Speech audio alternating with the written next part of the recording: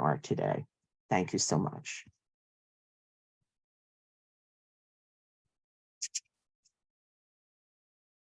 Greetings, everybody.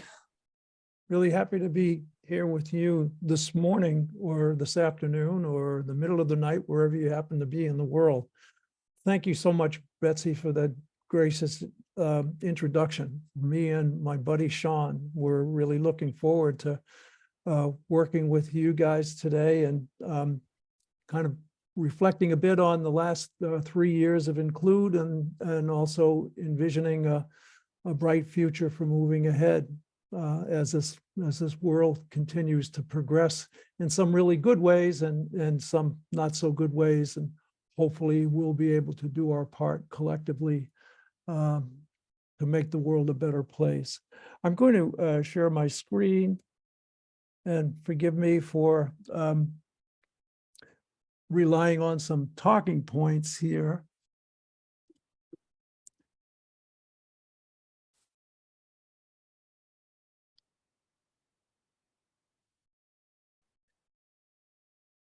So this is kind of what I like to do with my students, because I'm so proud of this this acronym that we have, this Include stuff, because really what we're about is using an important framework to help us widen opportunities and widen engagement by learners all over the world. And we think about, well, what's the opposite of include? It would be to exclude. So many of us are aware of conditions around the world where people are systematically excluded from participation in society and participation in education. And it's participation in education, equal participation in education, that'll enables people to become participants in society in general. So Include is just a wonderful, wonderful acronym. So I like to break it down. So what's in it? In the international aspect of Include is that we're really international citizens. We're living in a very small world where we're engaging. I think of myself growing up in a town of Medford outside of Boston, going to special classes as a young kid because it really was not welcome in classrooms. And moving through as a blind person, going through school and through all levels of education, through Perkins, through small New England colleges, and through Harvard and Columbia, and all that I've been exposed to, never really having easy access to information and engagement and learning. All of that has changed now. I have the luxury, the wonderful luxury of being at this point in my life, a deafblind adult. And there's never been a better time in history to be coping with these traditionally marginalized and challenging disabilities. This is just a great time to be alive with a disability, and I think these possibilities, the possibility that that these opportunities can be extended to others around the world is just what excites me on a daily basis. So what's a collaboratory? Well, you know, we've talked about centers very often. We had the Center for Accessing the General Curriculum at Cast and Boston College and Harvard, and that really set the tone for inclusive education under the law. But a collaboratory is more than a center. It's really a center without walls. And as UDL spread out from the States into Canada and then throughout the world, through Europe and throughout the world, it made sense to think about a center where people would work together without having to be in a particular place, without having to have the resources and privilege to travel, to be in a special place, but rather to be able to join at no cost, to engage at any time, any place around the world. So the collaboratory is just so well positioned. Leadership, what's it about leadership? Well,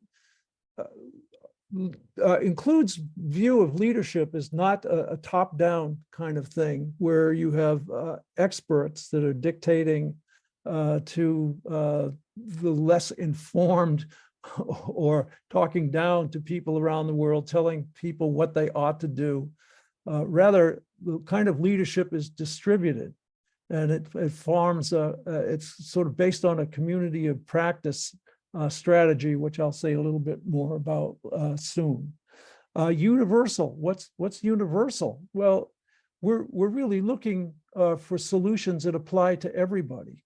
We're really looking to blame or attribute most of our challenges to conditions in the environment, whether they're physical, whether they're in communication, whether in our traditional institutions that were designed by people for themselves, or designed by people with a sort of notion of normalcy or excellence in mind, but rather thinking now of institutions that are public and available to everybody. Design, what do we mean by design? Well, design is shared. It's user-centered, and it is collaborative. It's co-design, it's co-construction. So people who have traditionally been marginalized have never had voice, rarely had voice.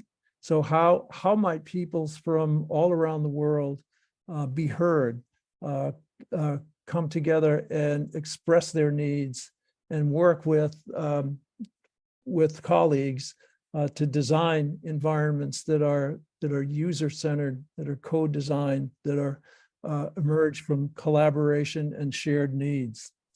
What do we mean by education? Well, we're certainly gathered together to embrace the United Nations sustainable goals that all children are learners, and all children can learn, and all children need the opportunity to be educated, help them prepare for a life in their own context, their own cultural, their own historical context.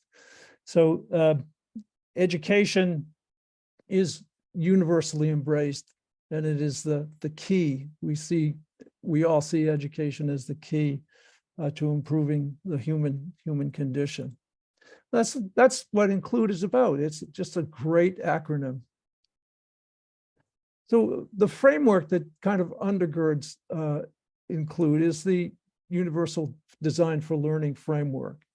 And this is currently where the framework is now. When I started with UDL around 1999, actually, we had only 3 design principles.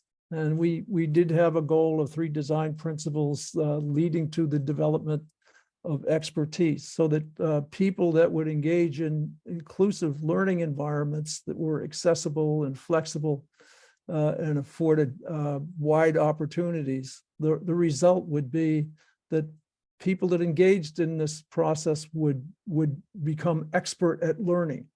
They wouldn't be necessarily expert at a particular subject area, but they would be expert at what it really means to be resourceful, what it means to be strategic, and what it means to be motivated and engaged.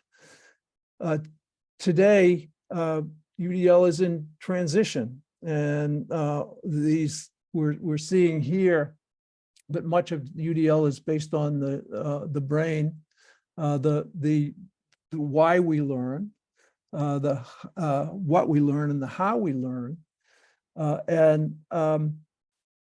What's missing is who is doing the learning. I shouldn't say this is missing. I say this has been sort of in the background. Who is doing the learning? So the next move ahead for UDL and CAST networks are very much involved in developing a new version of the guidelines that will really address the who. How are people from around the world, from different cultures and races and different levels of advantage and privilege, how are they represented in the learning and considerations for learning design in the future? And that's up and running and coming along very, very nicely. How do we view the Universal Design for Learning framework? Well, I like to consider it's a conceptual framework for a paradigm shift. And, it's a paradigm shift is a term that's easily bounced around. And it's something that you would never want to say, well, I just created this paradigm shift. It's like you kind of sit back and you see, well, what are other people saying about it? Are they saying it's a paradigm shift? Did UDL really shift our mindset, our way of thinking about teaching and learning? Well, I think so. I think we have for a long time been stuck in the Alfred Binet normal curve notion that we diagnose students for their particular learning needs, and we measure their aptitudes, and then we prescribe instruction based on what we think best matches their educational needs. And we haven't gotten very far with that. So it's time now to look at UDL as not a diagnostic framework or a framework to differentiate people's learning styles or levels of learning, but rather a framework that allows us to look at the learning context, not just limited to the classroom. Learning happens everywhere on a day in and day out basis. So what are the barriers, social and physical, that interfere with opportunities to engage and to learn?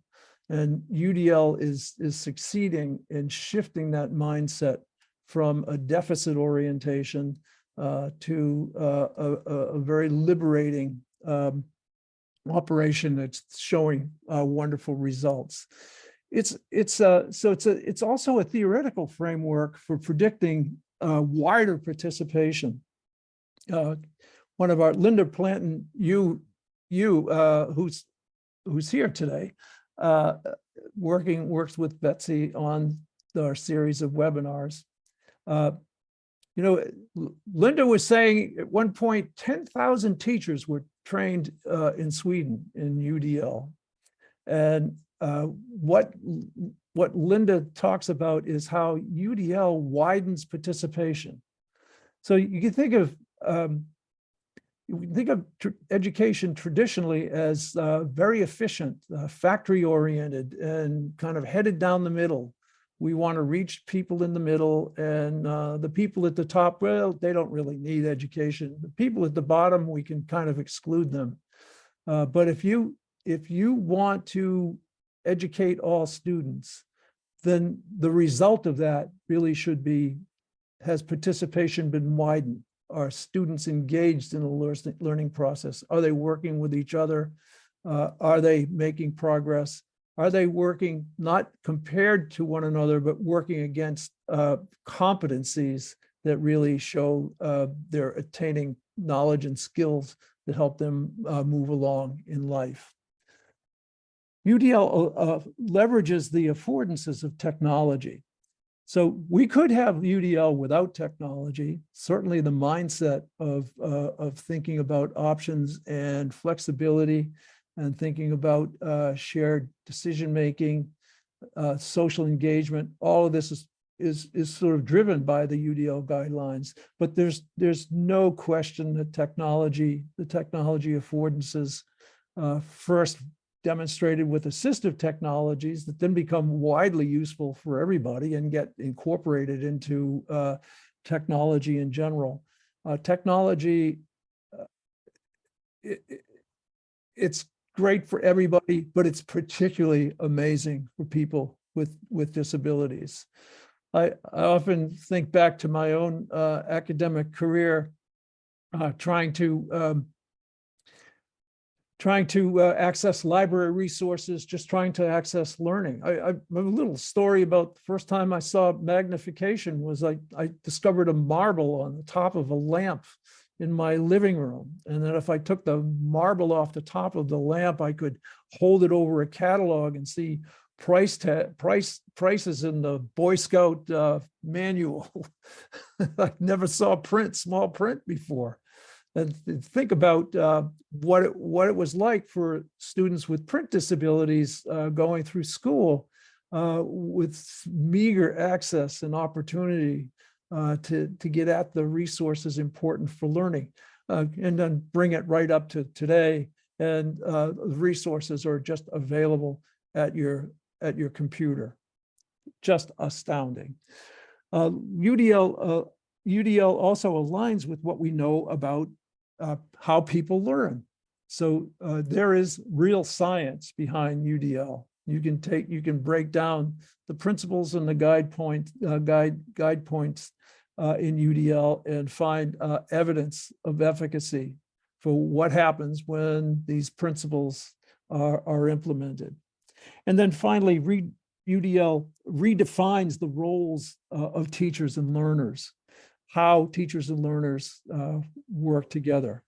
Over the years, people have talked about the black box of the classroom, that, you know, everything changes in education, but the classroom practices remain the same. Well, I think that's no longer the case. I think teachers are feeling liberated to engage students in new and exciting ways. And I think students are discovering their agency and their opportunities. I think that the way students and teachers are working together today really defines represents a shift in how learning occurs. It redefines it, and I think this is really what supports the paradigm, the idea of the paradigm shift, that UDL is spreading all around the world because people that are engaged in teaching and learning, they really get it. They say, wow, this is truly transformative. So how do we operate in a community of practice? I think learning is all social. You know, our learning is not in classrooms alone, or in libraries, or in books, in fixed media. Learning occurs everywhere all the time, and it's socially mediated. So what is it? What is a community of practice? Well, certainly, what is our practice? We might say we're practicing inclusive teaching, inclusive education, and this is how we're learning. We're doing this when we come together and include. We see what others are doing and we implement on our own. So we're adopting practices as we see them working around the world. Now, let me be clear about this. We have a shared purpose in embracing the sustainable goals for inclusion and opportunity for education. But we have to recognize that the implementation of UDL will be different in different cultures, different jurisdictions, be different in different contexts. So, but the ultimate goal of inclusive practices, expanded opportunities, respect for people that have been traditionally marginalized. These are universal, and coming together in a learning context, in a social context like this, will really allow us to refine our practice. And what will happen? Well, our identity. Our identity will move forward. We are educators. We're global educators. That's who we are, and our identity too in terms of our own individual membership, coming together collectively with mutual respect, people learning. In my lifetime, people are learning about blindness. They're learning about hearing impairment. And as I meet with other colleagues and individuals around the world, and we share our storied truths, we're learning from one another, and we're liberated to express our identities and be who we are. We're also developing a sense of belonging through this kind of community engagement. And finally, we're finding meaning. You know, our Jesuit at Boston College, we are committed to Catholic education, Jesuit education, and part of that is the belief that our purpose in life is to serve others, people serving others, and in doing that, we find purpose and meaning in serving others. And this is how we can find meaning through include what we're accomplishing as we support one another. So I love this graphic, and you kind of I stole it, of course. And it really shows, well, really what is a community, what does it look like, how might it function? And you can see you have this core group, and with include, it is our steering group colleagues. You meet the steering group. I'm sure most of you already know the steering group, but read about them on the Include website. This is where core knowledge might reside, but moving away from the steering group, there's all these levels of engagement. So you can see that pulling people in, what Etienne Wanger calls legitimate peripheral participants, lurkers, people on the outside that hear about Include, see how it operates, start to be drawn into it, start to contribute. They contribute to the core knowledge, but they also share laterally, and they identify with the values and the sustainable goals, but their implementations will be different, and they'll learn that from one another. So that's kind of where we've been, but we're heading in new directions now. And my dear friend and colleague, Sean Bracken, is going to take us ahead here now. Thank you so much.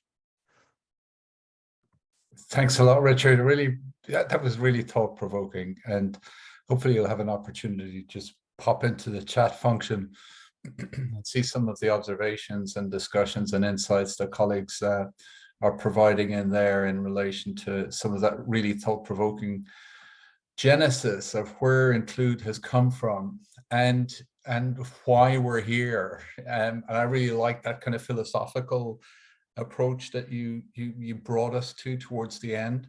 And of course, that will be very much dependent on diversities of the philosophical positions that the participants find themselves in. Lots of different people coming from different cultural and religious and humanitarian backgrounds. And that really does inspire who we are. I'm kind of mindful of the beginning, just as you were speaking, of the very beginnings of Include, where we launched it at Royal Roads University in Victoria Island in British Columbia in Canada.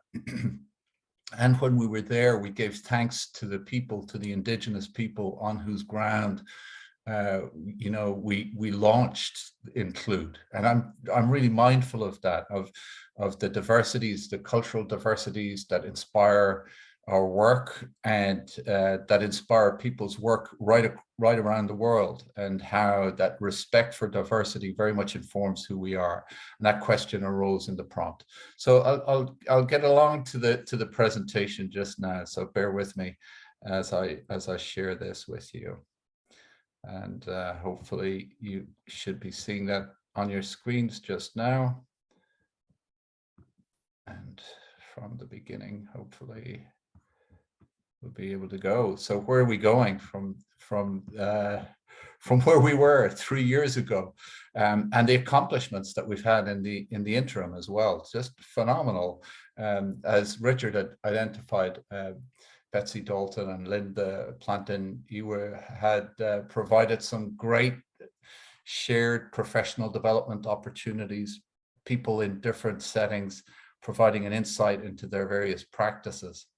And that's been a real strength of our practice. But just kind of thinking from that, how can we move forward, and how do we include forward in this ever-changing domain that we're in? So I'm going to grab a line that I included from the recent blog that I wrote in preparation for today, and it says, the potential applications for UDL are multifarious, and they are. I think they've come out of maybe its application in elementary schools or maintained in secondary schools, and they've moved right across into all forms of learning, apprenticeship learning, learning in non-traditional domains, and they've become cross-disciplinary as well. So one of the things that's really inspiring me of late is the applications to the medical sciences, and nursing education seems to be one of the major areas that it's, it's very much coming on board with the concepts of universal design and universal design for learning. And as Richard and I have spoken about, it's geo-culturally unpredictable, and it's moving and shifting, and it's moving beyond where its roots were perhaps in the United States with the concepts of universal design that came from North Carolina State University and were enhanced through universal design for learning at Harvard. And it's begun to take root in different geographical spaces and different cultural spaces. And that will change the way it's applied, and it will change the way that it's interpreted. And that is something to be applauded, because it's not a religion, and it is a conceptual framework. It's a very sound conceptual framework, but it's there to be tested, and that testing will take place and be applied in different ways.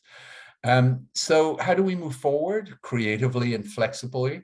And as Richard mentioned 3 times, I believe, in his presentation, very much based on the UN Development Goals and the Sustainable Development Goals, and particularly focusing on Sustainable Development Goal number 6, and also mindful of gender equity as we progress. So, what is some of the potential for the collaboratory? Well, Karen Mouffe has identified apologies, I just jumped ahead there, has identified a collaboratory as an open space, as we identified, for stakeholders, where action learning, that we've been really strong on within Include, and action research join forces. That part of action research is one of the areas I think that I've highlighted here, because that's an area that we can focus upon, and where students, educators, and researchers work with members of all facets of society to address current dilemmas.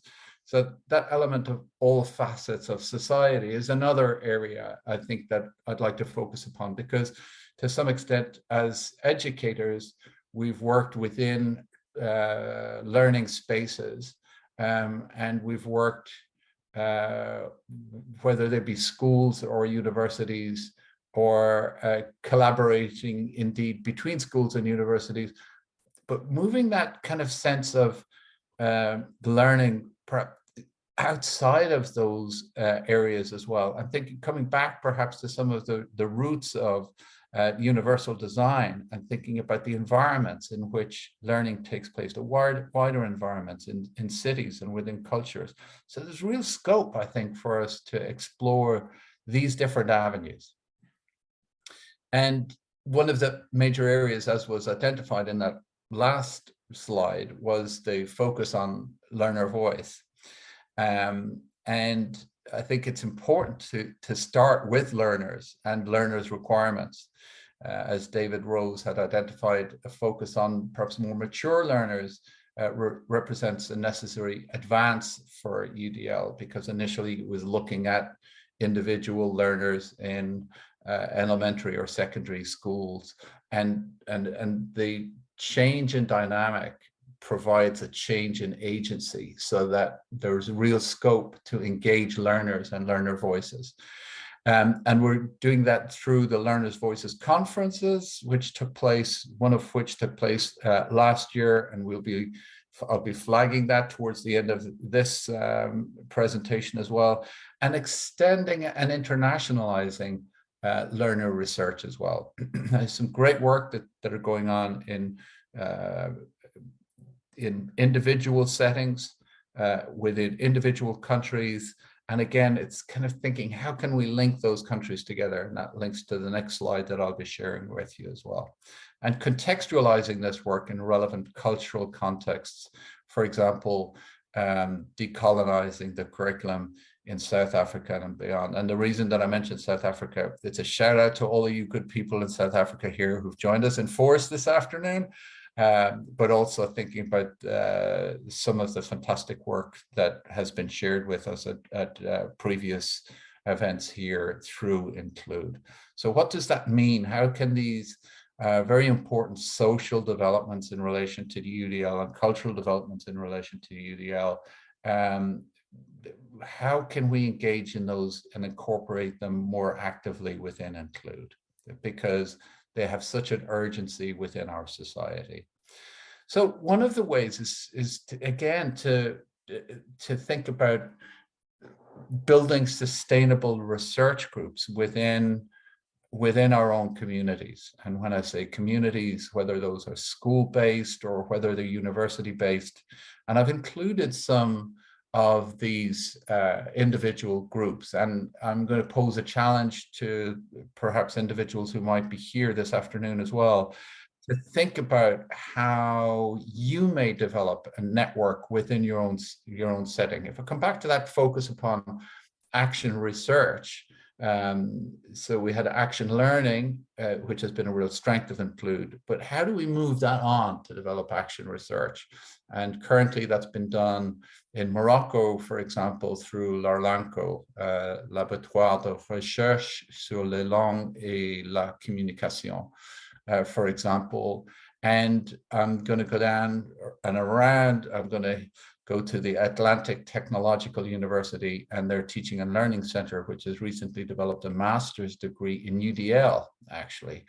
And so if we've got a growing number of researchers coming through, if we have people who are developing theses, whether it's master's work, and I've bounced from the Atlantic Technological University in the west coast of Ireland to across the Atlantic to Boston, because there are some historical links there as well, to Boston College, and look at the Master of Education in Global Perspectives, where UDL is very much embedded within that program. And then if I come down to AfriNEAD, you know, the African Network for Evidence for Action in Disability. And listen to that word action again. And if we think about multiple means of action and engagement, this is what it's about. So moving on, I think, from perhaps just applying to exploring the application of through research, and exploring the application of universal design and universal design for learning.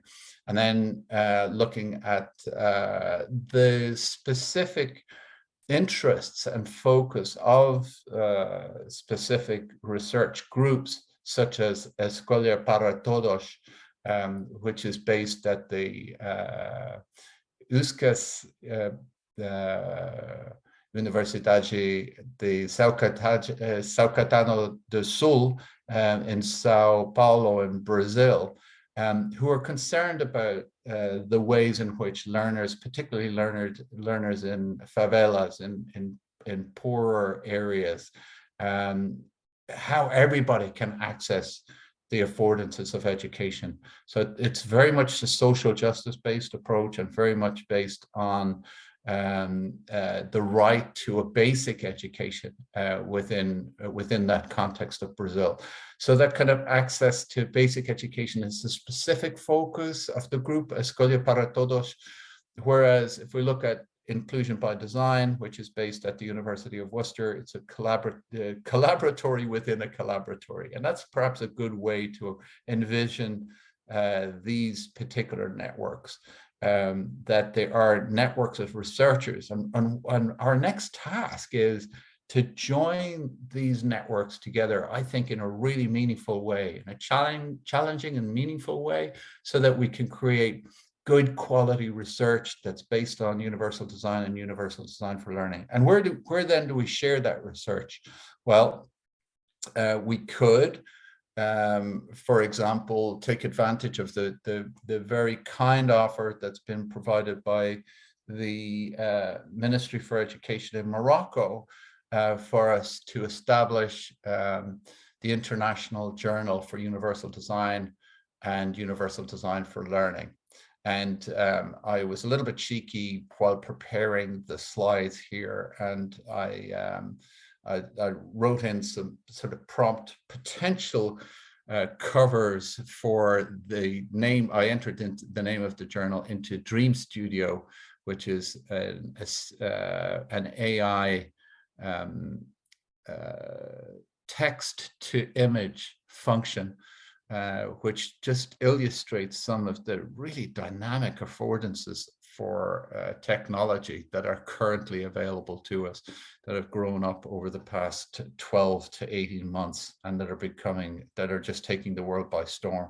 So it's a part of our mission within Include is to keep a pace of all of these changes. And no doubt you will have heard about the ChatGPT as well, in relation to how the artificial intelligence is enabling us to enter some parameters and have those parameters create some really, really interesting texts for us. And of course, there will be challenges in academia with the applications of those, but it's great to think about the affordances of those technologies as well and the potentials for them. So that's a little bit of a diversion. People who know me will humor me, hopefully, with that little diversion. But primarily what we're concerned about here is how do we generate that research and how can we share it? And I think Include has a great potential to launch and to develop that international journal. And this is a call out for you, dear colleagues who are with us this afternoon, who are really, really interested in the mission for Include, to think about your potential role within the development of such a journal as well. And some of the emerging areas sort of going forward, thinking about the affordances, for example, that might be provided for simulation in learning. And I think the field of simulation and learning is just so dynamic and so rich at the moment. And I think there's so much scope for us in the medical sciences, in paramedics and pedagogical sciences to collaborate, particularly in exploring the applications of universal design for learning within those fields. So how do we design for diversity within simulated learning contexts? And I know my dear friend Leandro Quinci in the Federal University in Sao Paulo, the state of Sao Paulo, this is something that stimulates him as well. And it's also something that energizes a lot of colleagues at the University of Ibn Zor as well. So how can we create those links in particular areas that we might be interested in across Include and start to develop that research agenda and start to kind of share those insights into the applications of UDL that are so rich. So how might learners create more inclusive and culturally sustaining resources to enhance global citizenship? And it's great to see the synergies between our slides, Richard.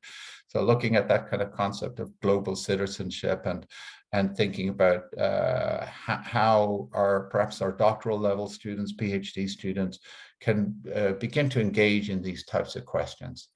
And digitally, what are the affordances of AI generated texts and images for more diverse learners? And the more kind of, those of you who are somewhat familiar with AI generated images will recognize the image to the right here as being one of those where I put in a bunch of different factors, the use of technology, collaborative learning, cooperative learning, and you can see the dynamics of a learning space that most of us would try to replicate, maybe through PBL, problem-based learning, and that kind of thing. So dynamic learning spaces, which is collaborative and cooperative in nature. And how can we create universal schools, universities, and cities where living and learning is more accessible, sustainable, and conducive to mental and physical well-being? There's a big question for you. So nothing quite like a major challenge to brighten your morning if you're joining us from Canada or the United States, or to challenge your dreams if you're heading into the evening time in Europe or in Southern Africa and North Africa as well. So talking about challenges, what does this mean for Include leadership in the medium and longer term? We're 3 years on from our launch at Royal Roads University in Canada, and thinking about 3 years hence. You're probably tired of listening to my voice, for example. And you know, just thinking about the notion of leadership, and this question arose particularly, it became particularly salient for me because I took a trip to the State University of North Carolina, where Ron, help me out here, and sometimes I get this with cognitive overload, the names just pop Mace, out. Ron Mace. Thank you. Where I visited the university where Ron Mace had initially developed the Center for Universal Design. And I was really struck by the fact that the center no longer exists. And I met with a colleague and you know, friend of his, and I asked him, you know, why this was the case. And he said, well, the center was Ron Mace. And that really struck me. I think that it's really important for Include to become not invested in one place or one person, or, you know, two places or two people, but that there's real ownership, and that ownership develops in a sustainable way. I don't know what that quite looks like yet, but I think I'm hoping through our kind of shared experience and insights that we may be able to develop a model for how an organization such as ourselves can become more sustainable, more sustainable in the longer term, and collaborative and owned by the participants who are here. And how can representation within the steering group become more diverse and sustainable as well? It has been quite stable, which is a good thing. But I think it's important for us to diversify that, and sometimes to change it, because with change comes new ideas and new interpretations of how universal design for learning might be interpreted and strengthened. And then coming back to the slide that I shared a little bit earlier on, a question for you to think about: how can you strengthen the internal research networks within your own organization? And then how might they plug in or facilitate or collaborate with the other research groups that are currently part of Include presently? And how might I, meaning you, and my team contribute in the short, medium, and longer term to ensure the sustainable development of Include and advance its values? So how are you going to do this? Perhaps by hosting a conference, or developing an area for joint research, or by highlighting funding streams that might become available for us to collaborate across borders, so that we can investigate how universal design is meaningful within different contexts, and that we facilitate flexibility within those contexts as well, that we're not rigid in its application.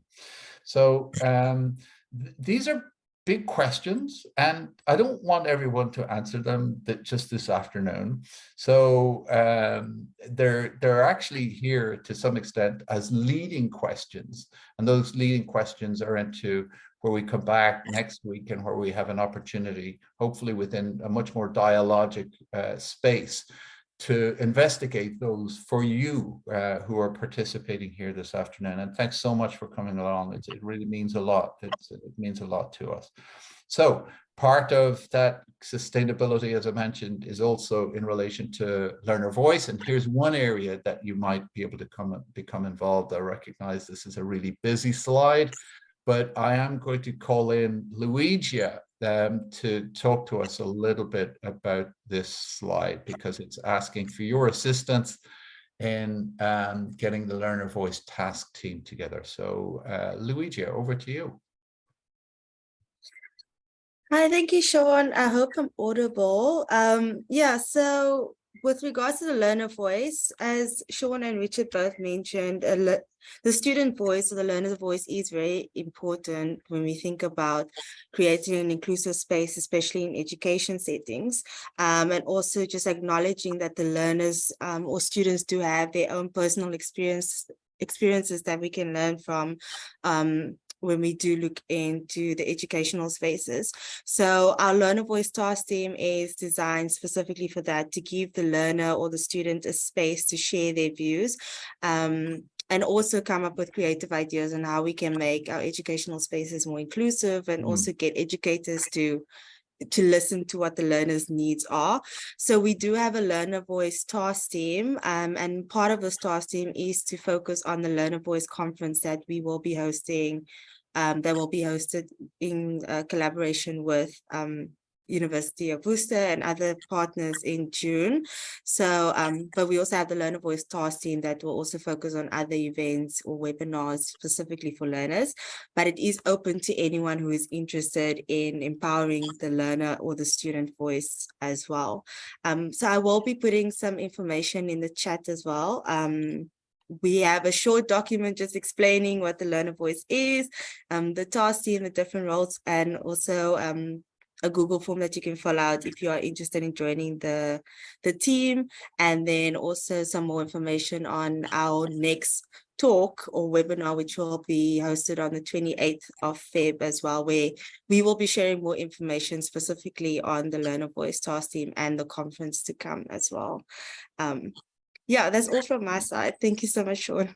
Sublime, Luigia, as always. And Luigia was joining us from Stellenbosch University in South Africa, where Luigia, you head up the Disability Information Service, is that correct? Or do you work with the Students' Disability Center there? Yes, sorry, I work at Stellenbosch University in the Disability Unit, which is part of the Center for Student Counseling and Development.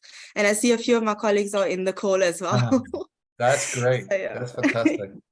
Very good. Okay, lovely. Thank you so much. And without further ado, I'm going to draw it to a close right there, actually, and pass it back. Well, for me, but I'm going to pass it back to Betsy, who's kind of hosting the interaction, and who will have kind of kept an eye, I guess, on some of the discussions going on in the chat function, etc. So thank you so much to everybody for joining and for listening in to Richard and I. And thank you so much, Sean, and thank you, Richard. Before, could you please go back to that last slide, Sean, because Sure. that, yeah, I was going to say a few words about that, because that was about. Yep, that's right. Perfect. As you can see, we're sharing some information about upcoming events, and one of them is our conference. The conference that Include is a partner with, which is the International Conference on Education Quality, which is hosted by the University of Ibn Zor in Morocco. And the call for abstracts is available now. It needs to be submitted by April 30th, and you can get more information about that call for abstracts and also the template to follow to develop your abstract. It's posted on the Include website, and you see at the bottom the address for the Include website. You look under conferences and you'll find all of that information. And I do want to say that and give a nod to our communications group, to Arissa and Ashna, who have gone through a beautiful redesign of our website. So those of you who haven't been to the Include website in a while, please do go, and you'll find that we've tried to update it to better reflect who we are now and how we're operating. And that really leads me to say that next week's seminar is a follow-up to this one, where it's going to be more interactive, and we'll be looking at how to better frame out the future of Include. It's going to be led by our colleague David Stinson from Canada, and many of you are registered, but if you're not, I posted the link in the chat so that you could go to that as well. So I'll just go to a few things that I pulled down from the chat. We really only had the one question, but we had several interesting comments. We had an announcement about the UDL conference that's going to be taking place in Ireland on the 1st. Thank you so much for posting about that. There were some comments about how joining research networks are really important and a wonderful idea. There was an announcement about and shared information about the Global Perspectives program at Boston College, having 1 credit action research study groups that are possible to join. But the question was really at as inclusive education, as well as UDL, has its origin in special education and disability domain. Can these domains allow room for other forms of marginalized identities, such as culture, ethnicity, race, sexuality, etc.? And that's from Claudia. I believe Claudia is at Stellenbosch University. So Sean and Richard, I think you touched upon this in your response in the chat, but I wondered if you'd like to expand upon that idea, especially as we've heard a lot about intersectionality these days, and I'll leave it to you folks. Let me just start with that, because I think this is much more Sean's domain than mine, but just referring back to my earlier comments, this question of identity and representation among groups beyond those with disabilities, but hopefully disabilities intersecting with other marginalized groups. This is what CAST is taking on currently all this past year. The project is UDL Rising to Equity, and it's pursuant to developing the Guidelines 3.0, which promises to be a dramatic revision of the UDL guidelines. And that's where other groups and intersectionality and representation and issues around power will all be pursued. And pursued not by CAST, but by this sort of global community, this global UDL community. So Sean, say more, please. Well, I'm not sure that that I have much more to say, actually, to be perfectly honest. I think you've encapsulated it really, really well there. And Betsy, I think your mention of Crenshaw's work around intersectionality is really important in this field as well. And I think in response to the prompt question, I'd also mentioned some of the earlier work that was done around cultural sustaining pedagogies, and there's some of that really fantastic work that was featured in the Harvard Review some years back around the interfaces, potential interfaces between culturally sustaining pedagogies and universal design for learning. It's a great dialogue there. I think if you do have that opportunity, it's a really good read. It sort of explores this area a lot more in depth. I think some of the initiatives that have been taken in South Africa, Judy McKenzie might want to jump in here. Betsy's good friend, Judy McKenzie, may wish to jump in to share some of the really fabulous work that's going on in relation to decolonizing the curriculum and UDL, and some really potentially dynamic work happening there, and how that again is interfacing with Luigi's passion area, which is the learner voice. And we had a fabulous presentation. Richard, you'll recall this. One of the seminars that we had with Judy and some of her younger researchers, but I don't want to be speaking on her behalf. I think it'd be great to hear that kind of maybe briefly from Judy, if she's still about. Sorry to put you on the spotlight, Judy, but that's how it goes with Include. So turn your mic and your video on, Judy, and share a little bit if you're able.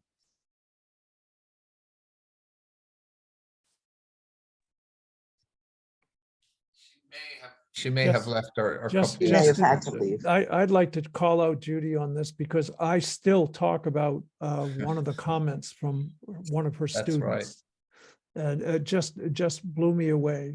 Yeah. The student talked about being a stranger in a strange land. And it gave me tremendous insight. I identified so much with it. I know what it is like to be a stranger. And I Mhm. know what it's like to look at the land as a strange land. Mm. And I know exactly what he was talking about. And our goal really is to make the land less strange. So the individual is not a stranger. Mhm. That really summarizes, for me, that summarizes UDL. It's not about fixing the stranger, making him, changing his mindset. It's about changing the land. I'm so pleased you tackled Carl Dweck's work right there, Richard. I really am. Which kind of posits somehow as the learner as, it's within the learner's headset or mindset that needs to be fixed, as opposed to kind of addressing some of those wider systematic and external barriers that exist, and how we can identify those, anticipate those, and rectify those in advance in terms of our design. I'm also, Can I just say something as a follow-up? I don't see as Judy is with us anymore. I checked the participants, but I do want to direct people to the fact that she does her work come to the University of Cape Town, and through the disability unit disability studies program there.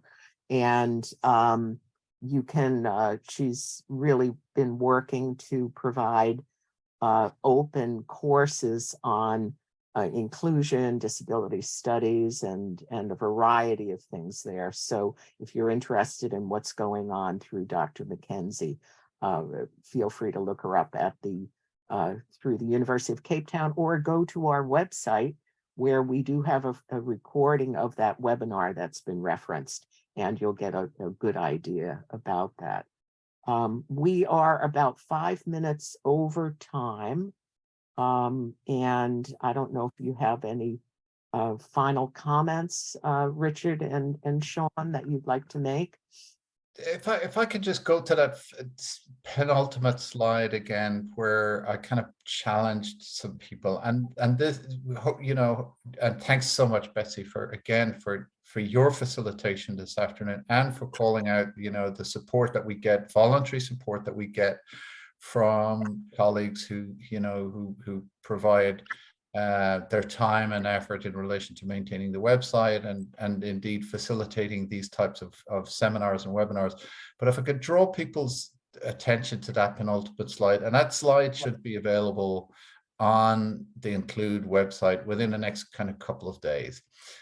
So we'll share that with everybody, and I can get you to reflect on some of those questions in anticipation of next week. So please do join us. It's been great having you this afternoon, and as we shared, it'll be a bit more dialogic, a bit more interactive, and a bit more you being on the spot, and you meaning the participants who are out there.